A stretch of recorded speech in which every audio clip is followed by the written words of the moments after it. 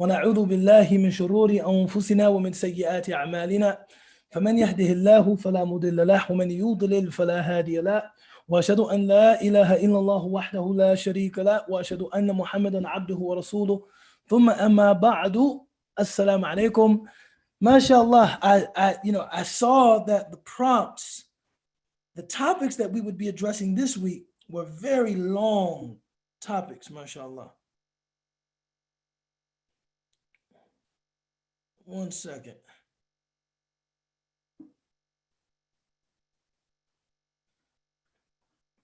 The first one is, let me just find it. Art and how truth factors into art. Art and how truth factors into art. Subhanallah, art is something, it's the Western European tradition has a very distinct, tradition when it comes to fine arts or the professional artist. And I think that through that, many of us assume that art is something best engaged, or art is something best thought of. It's kind of this distinct activity that someone that has an appreciation for aesthetics, someone that is, maybe, sees themselves as, a participant in a time-honored, craft, someone that maybe sees themselves as like engaged in a professional function, the artist, right? This is kind of the quintessence or the true expression of art. Whereas art, as far as I know, is something that we as people produce as naturally as spiders produce webs, right? As naturally as spiders produce webs, we produce art, whether it is in the way we style ourselves, whether it is in beautifying and decorating the things that we use daily, whether it is in how we decorate our homes or pay to have them decorated, whether it is in our penmanship, the way we sign our signature. Art is this kind of affirmation of human consciousness and spirit, that there's something that flows from an individual that is not for utility. It's not, meaning that the object itself could be something used for utility, but beautifying it is not for utility, right? Making this thing beautiful is not going to add to it's not going to make it more useful, but rather there is something pleasing, there's something thought-provoking, there's something, it opens a window onto something else, right? It opens a window onto something else. And, within the soul, not utility, not 1 + 1 is 2. It's opening a window to something else within the soul, within the human condition. And this is art. So Muslims from very early times have always produced great artists. The Prophet ﷺ said, "Inna Allah jamilun wa yuhibbul jamal." God is beautiful and he loves beauty, right? Some people say that beauty is the splendor of truth, right? Or better yet, beauty is an abridged and condensed expression of truth, right? When you see something that is beautiful, even your recognition of its beauty is in a sense a recognition of its truth, right? In a sense, it's you recognize its beauty. In a sense, you recognize its truth, right? You recognize its beauty. It's beautiful, right? Because it's true. Now, there are different kinds of beauty, like there are different kinds of truth, right? Something could be true, but it doesn't mean that it's not being displayed in a perverse way or, intentionally scintillating way or a sinful way, right? I mean, in a certain sense, I mean, there is some truth in sin. Do not make that a tweet. You know what I'm saying? But there's some truth, meaning there is something that the person desires, something that they are tempted by in that. Could be companionship, could be, to feel like, could be, to feel transcendent, or to feel that one is above the merely mundane through inebriation, or there's a number of things actually that, what we're responding to is always something rooted in things that are true, the things that move us. And I think art expresses that, very, very powerfully. Let me see, I know there was a follow-up.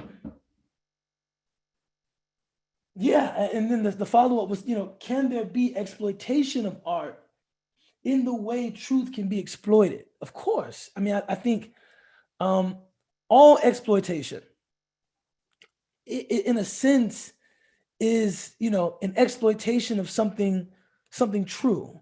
So one of the greatest truths that may be exploited is need. That a person has a need, a person needs something, right? Person has a need, and you're able, you're able to exploit that need, right? Or a person has a fear of something, right? And you're able to exploit that fear. Need and fear are both very real, true conditions to human beings.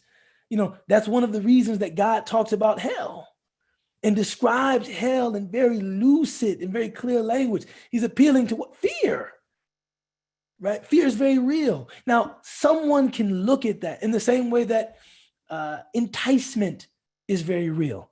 So heaven is also described in very lucid, very descriptive language. Now, if somebody wants to use those same, bases, and marketers do all the time, to, create, works of artistic significance that lead people, in places that are harmful for them, then they can certainly do that.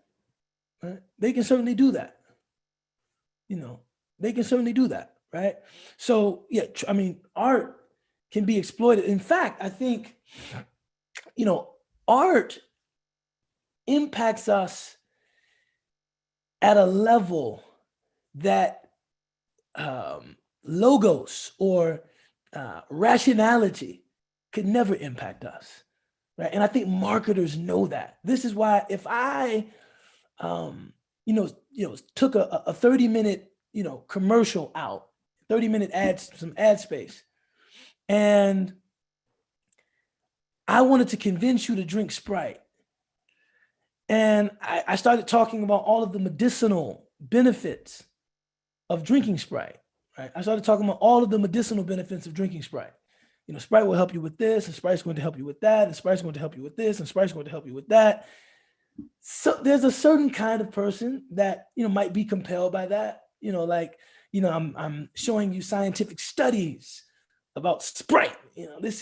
Studies have shown that if you drink 2 to 3 Sprites a day, you will increase in body fat. No, I'm just kidding. No, but you will increase in blah blah blah blah blah blah blah blah blah blah blah. However, showing that LeBron James, who is a person that many people admire, drinks Sprite, or just even if it's a commercial, just linking him in all of his prowess and charisma, right, athletically, and his position as a star, right? If you link that a person is kind of in a very, a person is in a very, something is like in my wall or something like that. It's crazy. right? But if you link this thing that a person is attracted to in a way that might be ineffable, like they can't express why they're attracted to it, and you link your product to that, that might move them, move one of us. In fact, it's proven that that will move one of us much more than someone that we don't know speaking to us very, very, very calmly and very rationally about the health or otherwise benefits of consuming a product, right? So, I think art speaks to us in the same way, right? This is something that I'm attracted to, or something that I find compelling, or something that I find beautiful without really knowing why, right? Without really knowing why. I don't know why I'm compelled by this. I don't know why I find this beautiful, but it resonates with me and it speaks to me from a place of depth, right? That is art, right? What is the nexus between art and spirituality in general? I think, and again, we can have a back and forth about this. These are just some preliminary thoughts. I think it's very difficult to cultivate thoroughgoing and real spirituality without art. Now, that isn't to say you have to have a certain form of artistic expression, right? Minimalism can be art. A blank space can be art, right? Doesn't mean that it has to be, but for me, what makes it artistic is that it's intentional, right? It's intentional, or our appreciation of it is intentional, right? That is what makes it art, right? It's intentional, or our appreciation of it is intentional, right? That is what makes it art to me. That's what, it's not that it has to have a particular style, or it has to be characterized by a particular form, but it is very intentional, and we realize what it, we have a relationship with it, and we know what it is doing, to us, for us, right? We know that, right? We have a we have a sense of that, and I think that when you are communicating with someone at that level, it's spiritual. I think spirituality is much broader than religion, right? Religion is a specific expression of spirituality, right? It's spirituality with ritual, it's spirituality with form, it's spirituality with vocabulary, it's spirituality with tradition. See, religion is spirituality with tradition, spirituality with form, spirituality with collective participation, right? Religion is all of that, but spirituality doesn't have to be any of that. It does not need tradition. It does not need form. It does not need collective participation. It does not need a distinct vocabulary. It doesn't need any of that, right? Spirituality, is simply an awareness that there is something more than the material that we can perceive. There's something more, whether that's love, whether that's there's something transcendent. There's something more, whether it's this kind of historical spirituality of like humanism. It's the best of what human beings have produced, and all of that is a kind of spirituality, right? Even to some degree, human rights is a kind of spirituality, that we recognize that there is something inviolable about the human being, something inviolable about the Adamic form, and that inviolability, that thing that maybe we can perceive, maybe we cannot perceive, that thing it commands of us certain behavior, it commands of us certain standards. So even as something as simple as human rights is spiritual, because it's not material. Alasdair MacIntyre, he said, for people who like rag on religious people about our dogmas and this, he said, human rights is pure dogma. Human rights is pure dogma. There's nothing empirical that one could suggest about the necessity of human rights, but it's something we feel. We feel, there's something honorable about human beings, even though we exist like other things that exist, rocks and stones and trees and dogs and cats and elephants, but there's something about humanity that it's more than just the skin, the bones, the nerves, and the muscles. That's a kind of spirituality, right? And so that whatever the spiritual, um, organizing principle, right? And that's the other thing too. Spirituality we tend to use the term spiritual, and this is a part of the inheritance of the Western European, kind of Christendom that America is an extension of. That in that, that tradition, it's the material versus the spiritual. With the material being seen as the flesh, the material being seen as something bad that needs to be mortified, something bad that needs to be, in a sense, burned off, right? That the material being that, and the spiritual being everything that is opposed to that, the goodness, the charity, the prayer, the devotion. What that very simple dichotomy obscures is that there is bad spirituality and there's good, and there could be, good engagement with materialism, right? But there's a such thing as bad spirituality. I think that even the people who very passionately engage in like materialistic, hedonistic pursuits, I don't think it's just about the money in their pockets. I don't think it's just about the money in their bank accounts. I don't think it's just about the cars they drive or the women or men they have sex with.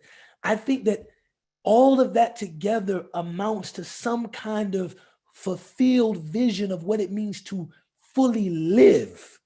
It's more of a dark spirituality than it is a pure materialism. I think all of that, you take the person that's leading the most non-spiritual, hedonistic life you can conjure. And I assure you that at the end of the day, it's not just about the sensations of the pleasures I experience. No. All of that comes together to make me something greater than just a guy drinking alcohol, or just a guy having a one-night stand with someone he just met at a nightclub, or just a guy. All that comes together to, provide something that I would dare say is of spiritual value, but it's a dark spiritual value, right? So whatever the organizing principle, whatever the spiritual constitution of the person is, the art that they produce and the art that appeals to them will be reflective of what that spiritual constitution is. I was about to say something. I started on something and I went on that tangent.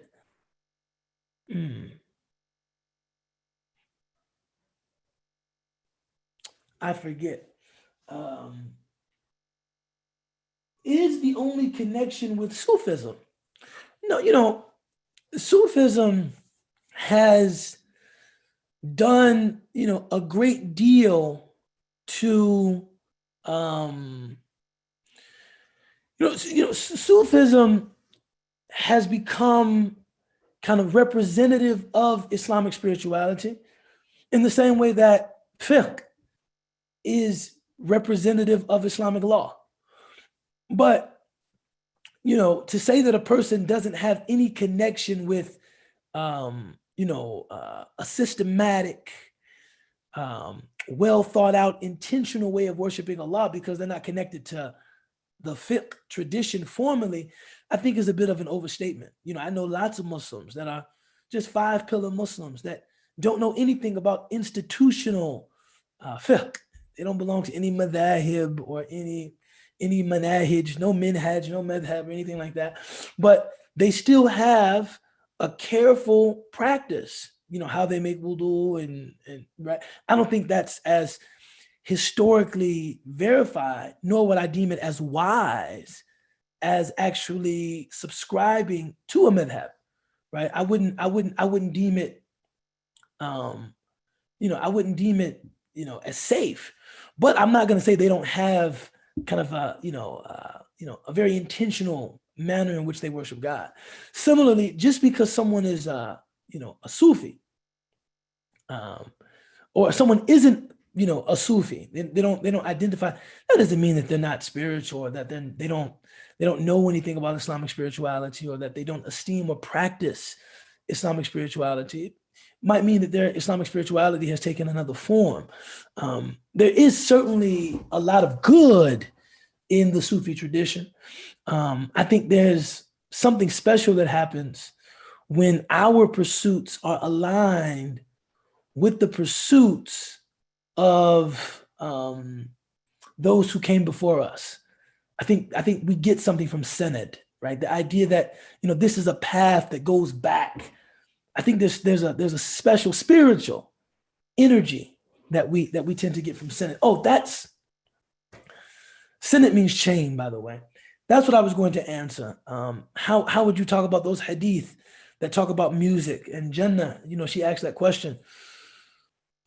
Honestly, I think, and this is my sense. In Islamic law, one of the, this is what we call a qaida. So this was like a foundational principle of the law. And this is the stuff that studying this stuff is what really makes you smarter. Really makes you, this is there are things that you can study as far as Islamic law is concerned that might seem, pointless and inane, or perhaps that's the wrong thing to say, not pointless, but they end with themselves. If you study this thing about this and this, okay, you know how to do this and this, but it's not necessarily indicative of something greater, some bigger picture, right? Studying the qawa'id fiqhiyya, studying the maxims of Islamic law, the foundational principles of Islamic law is much bigger than Islamic law. They extend to how you come to see life. So one of those foundational principles is al-hukmu ala shay juz'un an tasawwuri. Let me say that one more time in Arabic because you guys are taking me back to my Egyptian Azhar days. Al-hukmu ala shay juz'un an tasawwuri. That an opinion about something, a ruling concerning something, is an extension of your conceptualization of that thing, right? When you rule, when you rule on something, right? You're not just ruling on that thing in the abstract. You're ruling on a very concrete notion that you have of the thing. So if I say, for instance, right, let's say I just say, and I want you guys listening close. This is real intellectual stuff here. Sometimes I just joke around. This is serious stuff. Real philosophy. If I say, man, social media is a waste of time, right? If I say that social media is a waste of time, it's a bunch of people gossiping, backbiting, engaged in shameless self-promotion. And then someone comes to me with a post that Islamic Relief put up about helping orphans in Yemen. And they say, is this what you mean about wasting your time, shameless self-promotion, people back gossip? This, of course, I would say what? Oh, no. That's not, that's right. Al-hukmu ala shay juzun an tasawwuri. When I spoke about social media, I wasn't talking about the medium in the abstract. There was something very concrete in my mind about social media. Something that, seeing as though you all also know social media. When I said my statement, you would know exactly what I'm talking about. That you would know what I'm talking about from social media, even though I spoke in a pure generality, social media. What we don't realize is when classical scholars and when the Prophet ﷺ and classical scholars are talking about music, first thing that I think many of us don't realize, the only music they know is live performance. There is no such thing as MP3 files. There's no such thing as CDs. There's no, the only music they know is live performed, music that is performed live. And live music, generally, if any of you have ever been to a concert, right?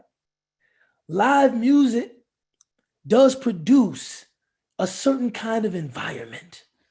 Live music produces a certain kind of environment.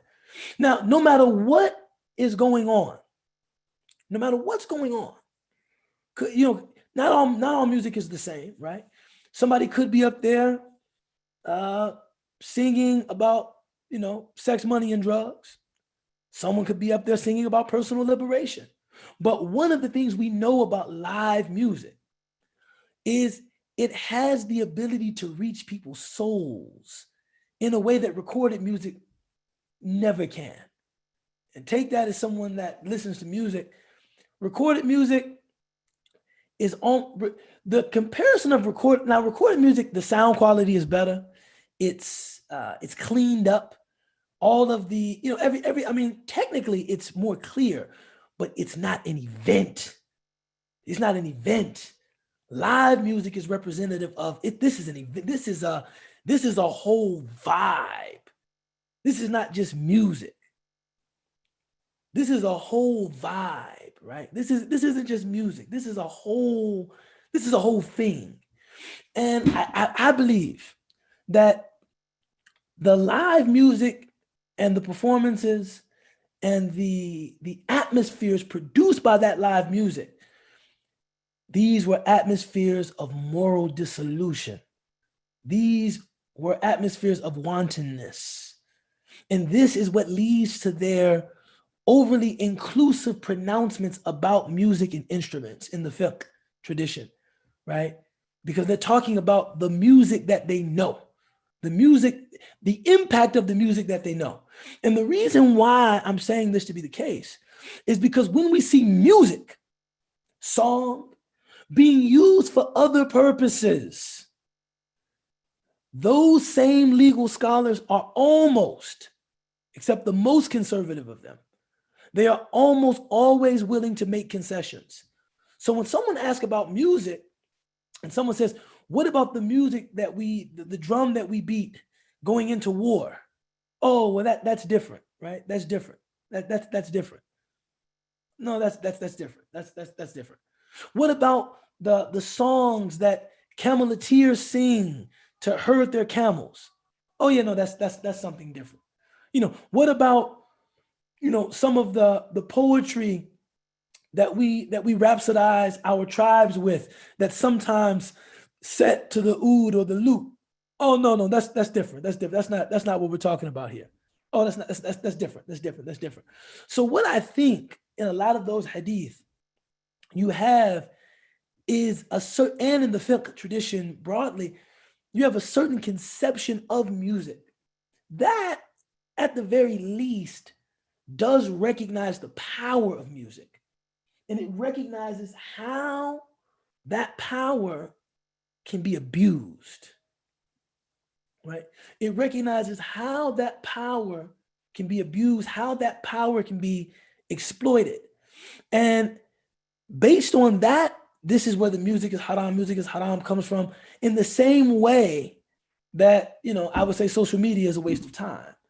I'm generalizing, but when I say that, I have something very specific in my mind.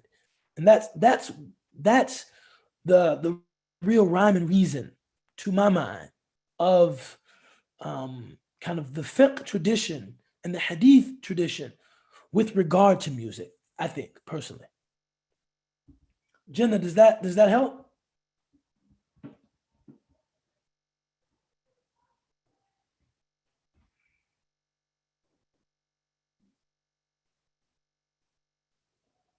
Maybe Jen. Oh, okay, mashallah. In the chat. She responded in the chat. The next part of the question was kind of like, no, you're welcome.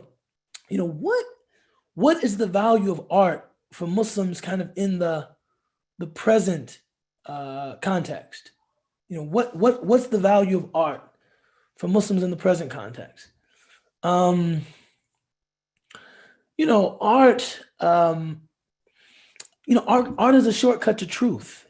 Art is, art has the ability to approach people in ways that they aren't defensive and impact them in a way in a way that religion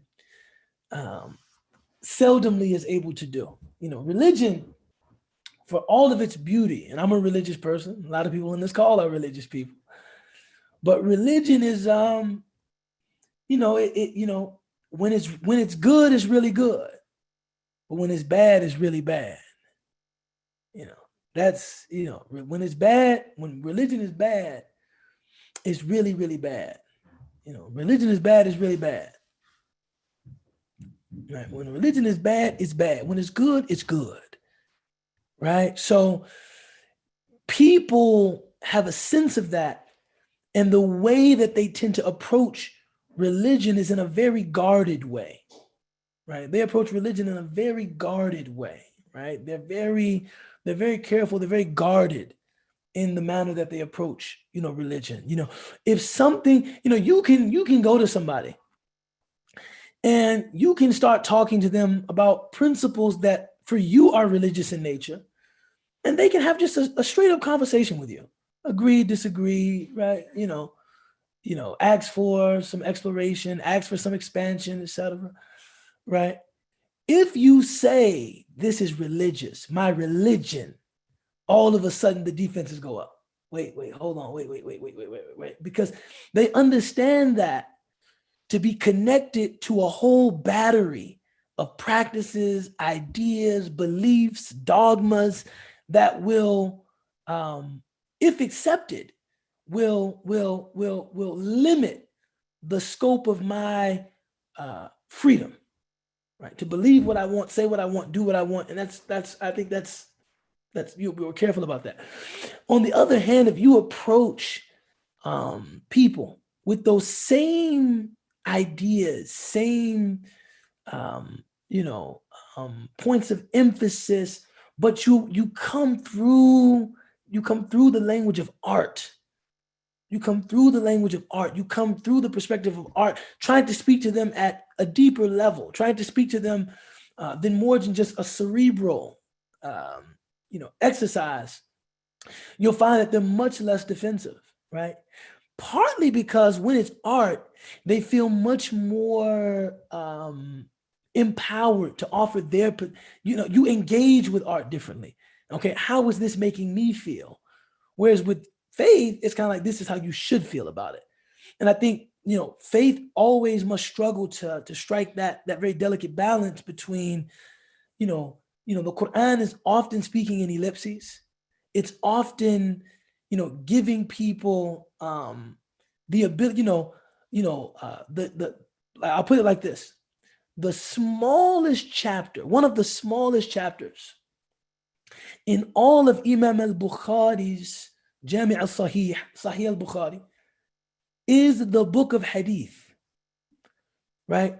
Meaning, when we look at what the Prophet taught, sallallahu alaihi wasallam, we look at what he emphasized, alayhi salatu wassalam, we see that it wasn't his penchant to explain to a T everything that was intended by verses of the Quran, because he wanted to leave space for people to engage those things.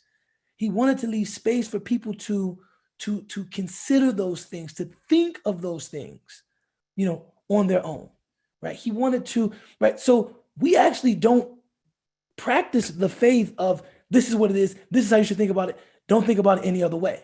That's actually not our tradition. But believing in truth and believing in a revealed truth does mean that you submit to it, right? So it doesn't completely remove one's ability to think critically, but it does limit your ability to think critically if you accept something as being true. Art doesn't restrict your ability to engage it critically at all. It's completely open, right? And I think that people enjoy that. People appreciate that. And if we really believe that there is a certain persuasiveness in Deen, a certain persuasiveness in truth, then by presenting it in an artistic fashion and allowing people to engage it, it should actually confirm its beauty in a certain sense. Give me one moment, inshallah. Right back.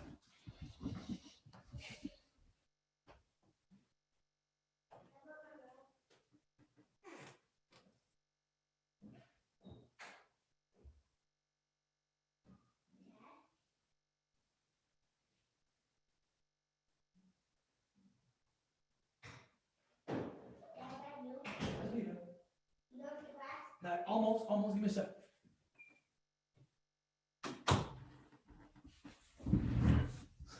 Bismillah. So I think that, a very useful exercise for people within our community, is to start thinking of ways that we can talk about Islam without talking about Islam. Now, we need to talk about Islam, talking about Islam, right? Referencing Islam. But in terms of, who we are, what we believe, the kinds of values and things that we think are important, we have to start finding a way of expressing that to people. Because, I mean, the soft power is real. And the views of the world and the views of humanity that really capture people, these are the things that really have impact, right? So, like, America, to its credit, even though, I mean, there's so much we can look at in the historical record, contemporary record, political record, to show that, these ideals have never really been realized and embodied. But, right, liberty, freedom, democracy, these are ideas that inspire people. And they have, of course, lots of art in the form of film and visual, the Statue of Liberty, right? Film and visual art, etc., that expressed American commitment to those things, right? And that, sometimes I marvel at the fact that has been enough to enthrall, a great deal of the world's population, hoping to see similar political reforms, economic reforms in their country. And America certainly is no utopia, but in terms of the values that are represented by America, the way that they're able to promote those values is through film and through art and theater and also business and invention and science. It's formidable. And I think that Muslims have to start thinking, okay, what exactly do we understand about, like, what Islam has to say about the human condition, and how do we represent that, in some of these, lesser confrontational ways, some of these more neutral ways, inshallah. Are there any questions? I feel like I've been just talking.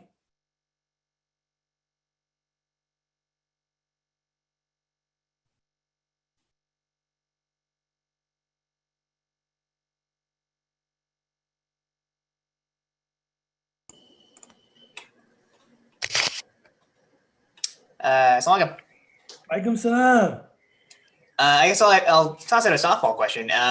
Looking through, the 1500 year history of modern Islam, who are some of the artists who you think might be overlooked, or ones that, if folks are trying to appreciate this more,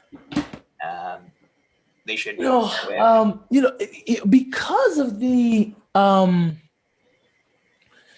because of the prohibition of representational art, right? Hold on one sec.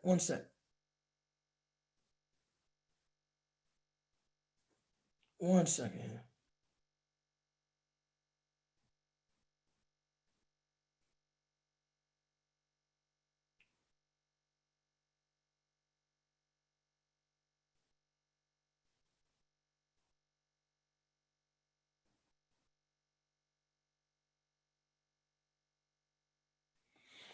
Because of the prohibition of representational art, a lot of Muslim artists visual artists have really excelled at calligraphy, right? Calligraphy, but, and unfortunately, I'm not the most adept.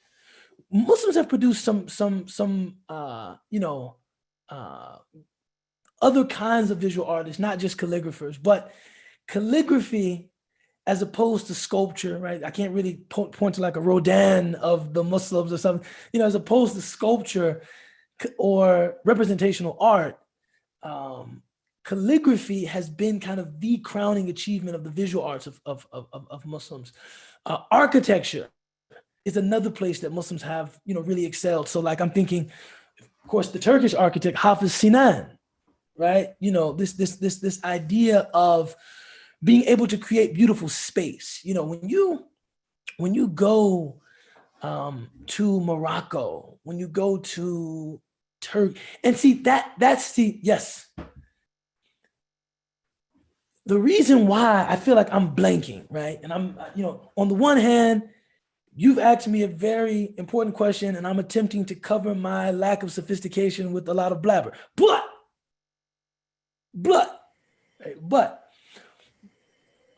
one of the reasons I think we don't know, see, this is where the West, if you really get into Orientalism, many Orientalists believe that Western culture, and many of them still do, is actually superior to the culture of Orientals, right? It's superior to the culture of Orientals, right?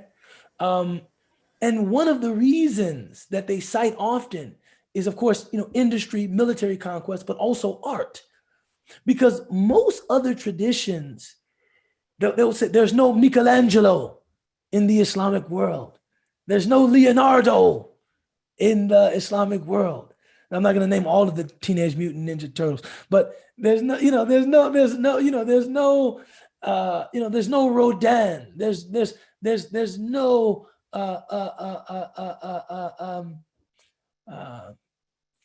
famous from Amsterdam. The famous artist. Van Gogh. Not Van Gogh. Okay. The famous artist. Where somebody Rembrandt. Vermeer.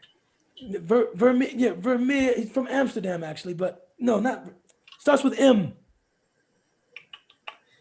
Boy, we're revealing our ignorance here. Myself first included. But Amsterdam artist.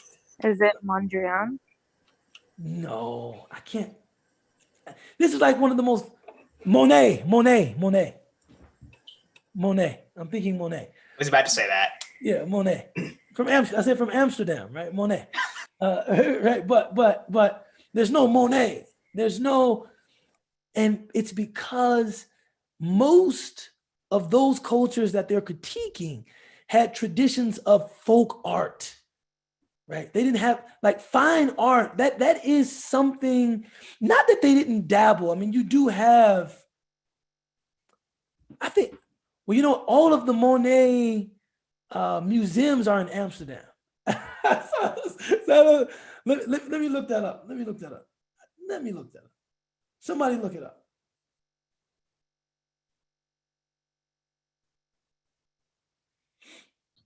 Monet is French. Van Gogh was from Netherlands.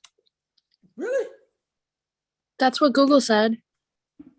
Claude Monet, right? Yeah, the one that they have on display at the Art Institute in our very own lovely yeah, frozen city. Chicago actually has quite a few Monets. But There's Monet and there's Manet. I could look up Manet. Yeah, there's Edward Manet. I actually know more about this than I'm letting on. You know what I'm saying? But my point is, actually my favorite representation is also French.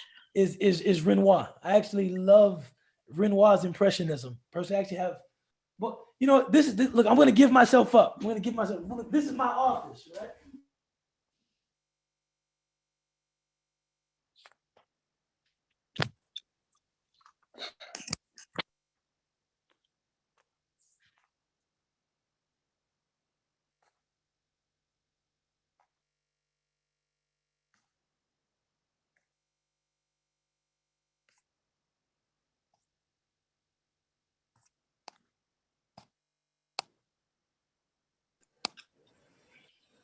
Did it freeze for everybody else?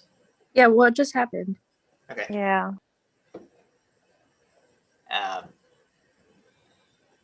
The lens couldn't capture the art. Right. I just sent him a message in case he can't hear us. Thanks. Okay, he said he's coming back on. Otherwise, it was going to be one of those situations where I like pretend to appreciate the art without actually understanding it at all, or seeing it at all.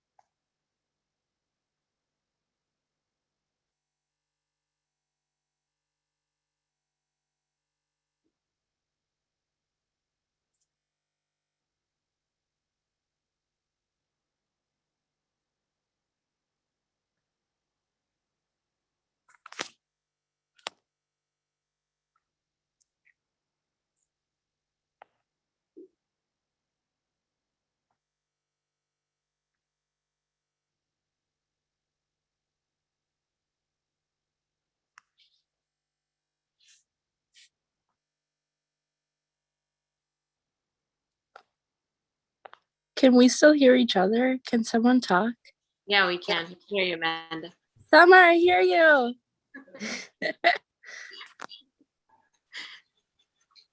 Can't wait till so we can go to DIC in person, inshallah, soon. When is that going to be? I don't know. What was his point that he was making, that like Eastern cultures don't have good artists? Oh, I think the parallel. Initially, the parallel between. Okay, what was the question you asked us, Mike? So it goes back to you. Yeah, what was the question?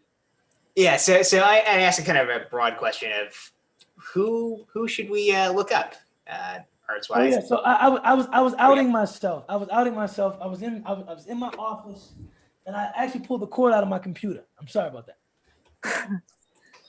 I was saying that I have all kinds of art books laying around. This is a book of the works of Marc Chagall, who's one of my favorite French, your painters. So I actually like Western art, right? I'm not, but I actually like, oh wait 1 second. Yeah, I actually appreciate, Western art. But I do think that there is this gap between artistic traditions that emerge naturally, like people that, they were artists, but perhaps not working in a specific guild or vocation, right? This was someone who did art. But whereas I think that a lot of times the people we recognize as artists are people that this professional guild, right? This social archetype as the artist. And in some sense, I mean, I'm not going to say the West is the only society that produced that, but they're the most known for that. Even when somebody thinks about an artiste, no matter what language they speak, they're thinking of someone French. They're thinking of someone Western Europe. He's an artist, right? So they've, in a sense, monopolized, or limited our understanding and definition of such phenomena, right?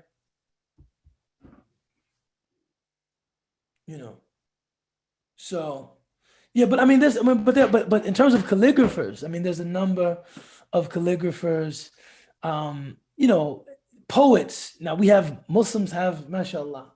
That's one area that we've in all of our languages, from Urdu to Arabic to Wolof to, you know, we've tended to excel. Um, Also different kinds of designers, industrial design and folk design. So there are some personalities. I wish that I knew more about, you know, distinct personalities, specific personalities that I could answer the question. But you know, One thing I wanted to add too with art. no, Oh, no one springs to mind. Mhm. did he freeze or did all of it? Oh, is it unfreezing? We're back. I Or think no? it's back now. Oh no! One thing I wanted to add with art. One of my friends went to Malaysia, and there was this. I forgot the name of the place, but where they print Qurans, Mhm. and there was such an artistic aspect to it, where they had Qurans that were connected to different parts of the Muslim world, and each like Oh, one for Palestine, and they used the art in the Quran was inspired by art known to specific cities in Palestine, for example. So I feel like that, like those, like the Qurans, they really reflect the just the presence of art with, with spiritual or divine, because Qurans could be just printed out black and white because it is the essence, but there's something about how it's presented and the context and how it's presented.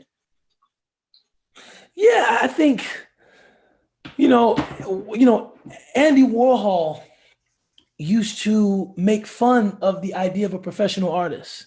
That was one of his biggest, it was almost like this running joke that he would often dress in a suit and tie, and kind of he would poke fun at the modern art industry by dressing like just an employee. I'm no different than anybody else, right? There's not, which I think we tend to obscure. We tend to obscure the connection between art and industry, right? We tend to obscure that connection, right? So that when we think about like an artist, like a recording artist, or we think largely about like them as just a person creating, and we often overlook the fact that there are serious commercial interests, created to connected to this product. So that this is not just, what this person finds inspiring in hopes that we also find inspiring. This is a product. This is a whole, this is a whole thing, right? This is a whole thing. And it's it's it's whew, it's difficult to kind of take art back to that place that you're talking about, like when those Qur'ans are being printed, like that is like, this is something being done, not just for like commerce, but something really that is an expression of something within the soul. And that's just a different, it's art at a different level of ihsan. And that's one of the dangers of the professional artist, is that he or she is not insulated from the vulgarity of industry, right? Whereas a person that just kind of creates, right, their artistic creation is not necessarily connected to their subsistence. And so, they're not worried about making something cheaper, making it more exciting, or making it appeal to a certain market. They're just really, offering what's in the soul, offering what's there. And that's, I'd imagine those are two different processes, right?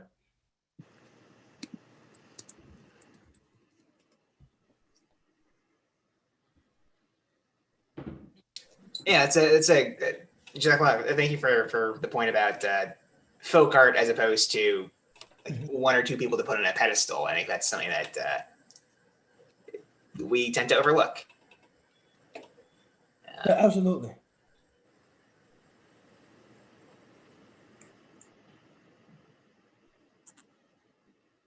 Salam.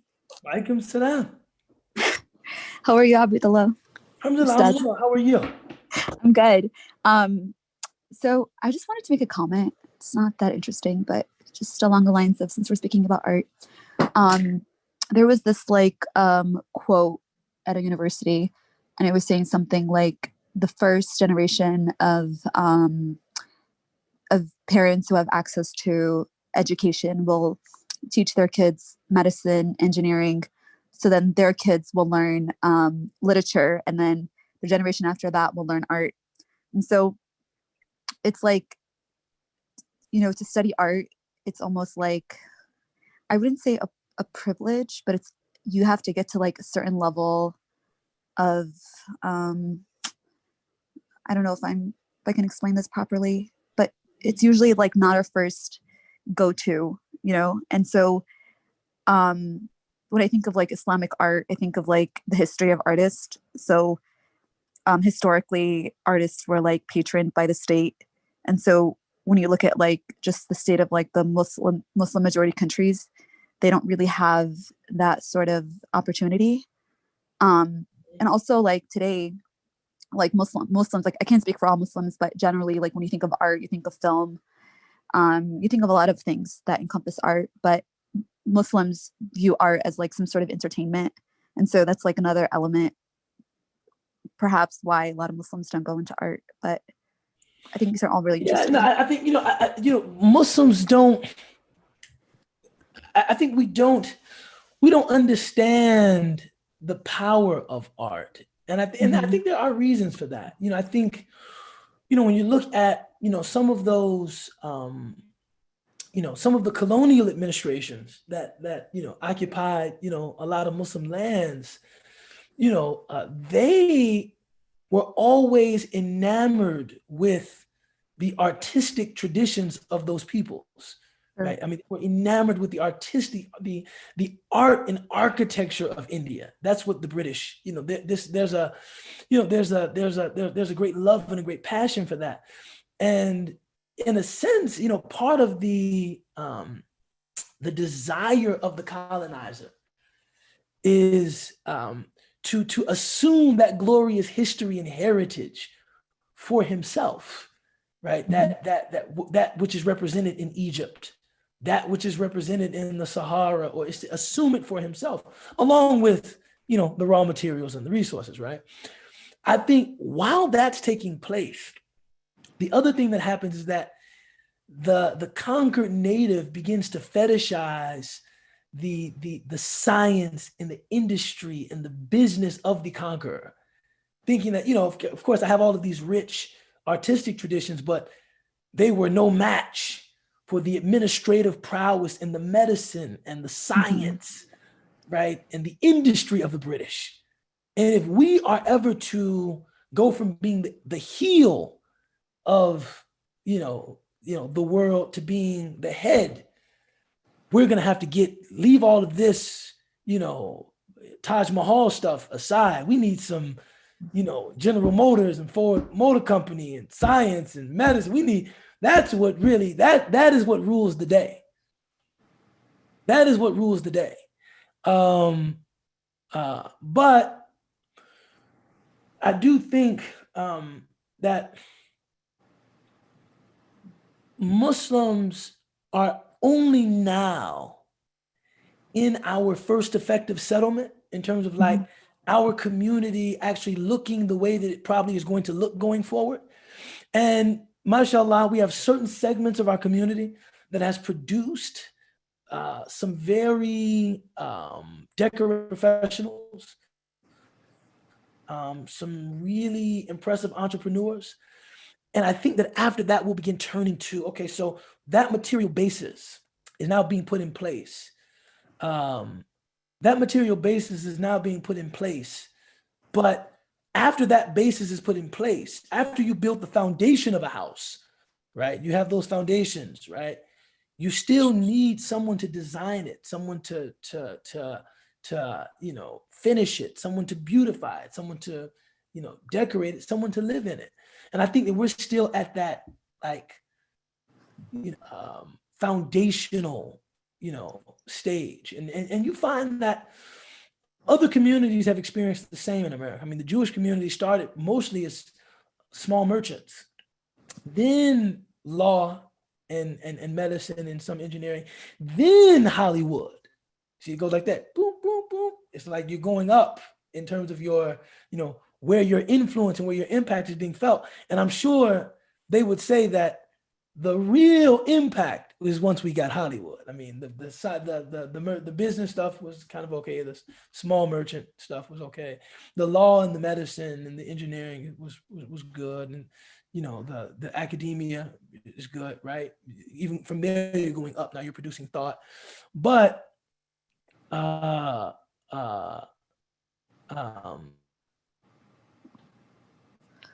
Hollywood, I'm sure they would say, is the height of influence.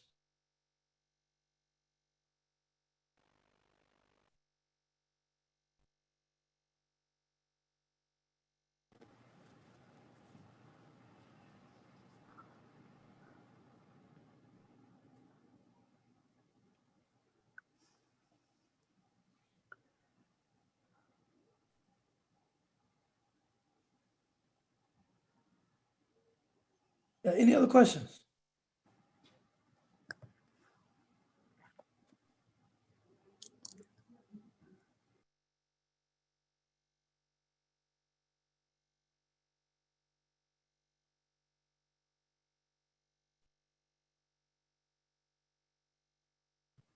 I don't want to like monopolize this conversation, but just to comment on that.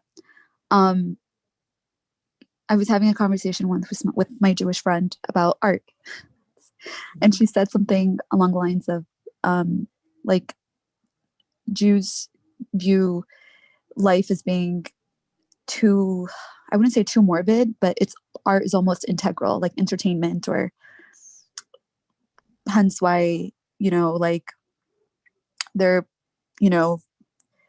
very active in, Hollywood. So I think that, I don't know, I think perhaps now, I think with like the whole Muslims being third, fourth, fifth generation American, things can change. But yeah, that was interesting. Yeah, I think we don't, it's one of those things that, and then too, I think when you think about professions, and this is a good thing, professions are, they're often gateways to respectability as well. A profession is a gateway to respectability. Whereas, this is kind of a level above that. The engagement that we're talking about with our environment and surroundings, the engagement we're talking about might be a level above just being respected, and might actually move toward controlling. See, I think a lot of the Muslim community now is, we want to show respectability, belongingness, right? We are, a productive community here. And I don't think we've moved to, no, we want to influence you. I don't even think a lot of us are bold enough to say that. I don't think a lot of us, see, even like I said that, and some Muslims are like, so are you saying we want to turn California into California? I'm like, no, that's not what I'm not saying. I'm saying we want to influence you. We think that we represent a way of seeing the world,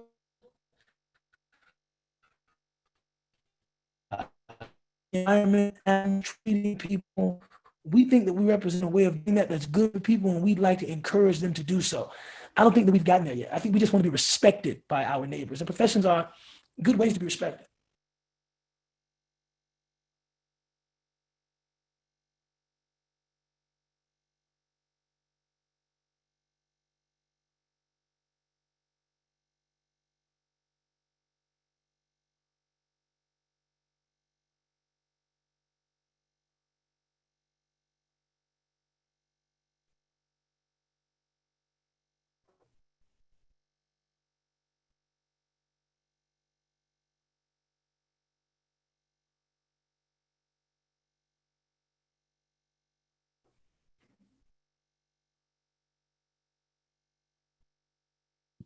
Assalamu alaikum. Alaikum salam.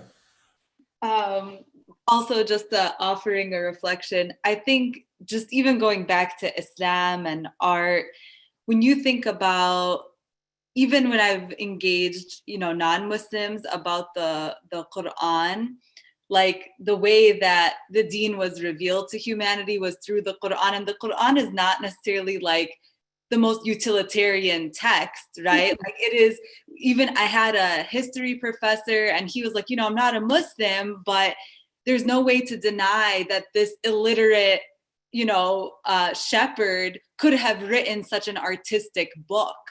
And he was citing it as one of like the proofs of prophethood, even though he himself did not identify as a Muslim.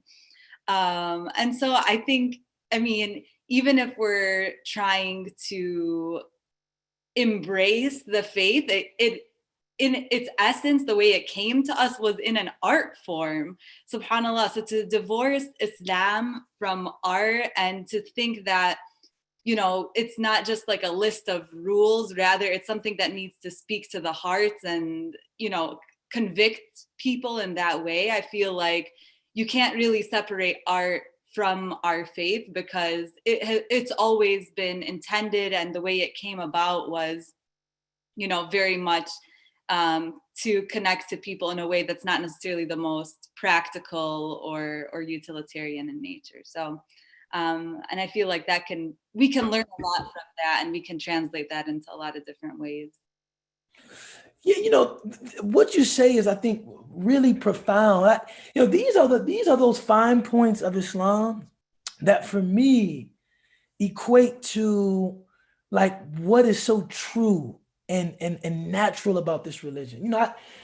I've been reflecting recently on this idea of Islam as a very natural way.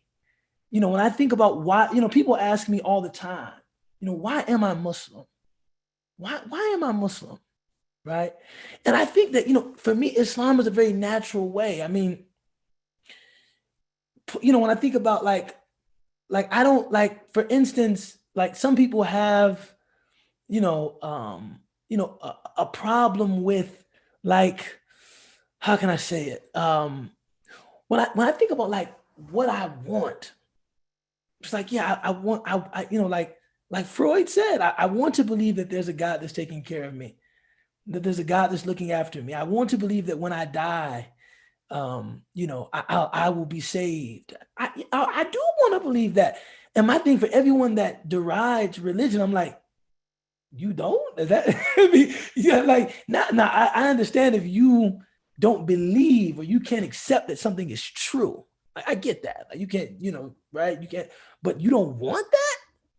Is that not what you want? Right? Right. Of course. Purpose and connection with other people. And one of the other places that I see this naturalness of Islam show up is in the way that the Quran, the way the Quran is revealed. It takes for granted that human beings are not these singularly cerebral creatures, that the way to them is through rationality and reason, and that's it. No, that because anyone who knows anything about human beings knows that the way to them is not exclusively through reason and rationality.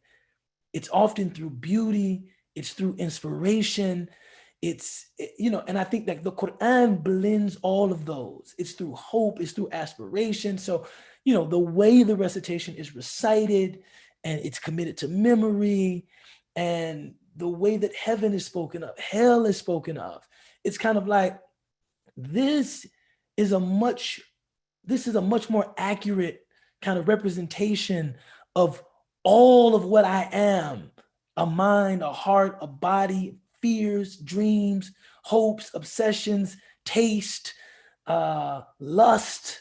This is a much more real expression of what I am than a philosophical tract ever could be. Right? A philosophical tract could certainly speak to an aspect of who or what I am, but it could not speak to the whole thing, because I'm more than just my thinking. There's more to me than that. I am very closely connected to my thinking, but that's not all there is. And I think the Quran does a good job of trying to address that whole individual, right? I think our inability to benefit from the Quran is, I think many of us are in some denial about, right, that holistic self that we are, right? So mashallah, this is perhaps a good place to end. Look, this is a great conversation. I don't know who raised these questions, but I'm looking forward to conversing next week. Sorry for being late. I'll try not to make it happen again, inshallah. Let it happen again, inshallah. Bismillah ar-Rahman ar-Rahim. Wal asr inna al-insana fi khusr illa alladhina amanu wa amilu salihati wa tawasaw bil haqqi wa tawasaw